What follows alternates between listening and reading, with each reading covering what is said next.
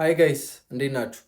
ትላንትና ሁለት አውሮፕላኖች ሲጋጩ የሚያሳይ ቪዲዮ ሰርቼላችሁ ነበር እና ለዛ አደጋ ደግሞ እንደ ዋና ምክንያት የሚጠቀሰው ያው ቲካስ የሚባለው ሲስተም በአውሮፕላኖች ውስጥ ስላልተገጠመ ነበረ። ይህ ቲካስ ማለት ትራፊክ ኮሊዥን አቮይደንስ ሲስተም ማለት ነው። ሁለት አውሮፕላኖች በተመሳሳይ ከፍታ ላይ አልቲቱድ ላይ ሲበሩ ፊልተር አድርጎ ሊጋጩ እንደሆነ ምልክት የሚሰጥ ሴንሰር ማለት ነው። ፕሌኖች ላይ የሚገጠም ነገር ነው።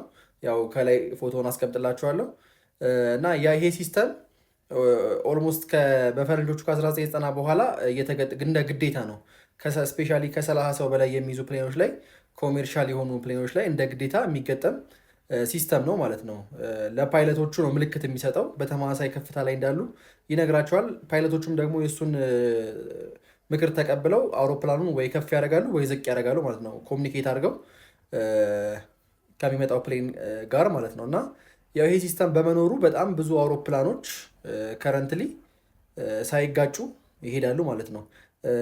የዛሬ ዓመት አካባቢ የምታስታውሱ ከሆነ የኢትዮጵያና የኳታር አውሮፕላኖች ሊጋጩ ኦልሞስት ተደራርሰው ነበረ። ነገር ግን በዚህ ሲስተም አማካኝነት ፓይለቶቹ ይሄ ምልክት ደርሷቸው ሳይጋጩ ቀርተዋል ማለት ነው። እንደዚህ አይነት ደግሞ ቴክኖሎጂ መኖሩ አቪዬሽን ዘርፉን የበለጠ ሴፍ የሚባል ያደርገዋል ማለት ነው። እንደዚህ አይነት የአቪዬሽን ኮንቴንት የምትፈልጉ ደግሞ ሰዎች ፎሎ አድርጉኝ። ይመቻችሁ።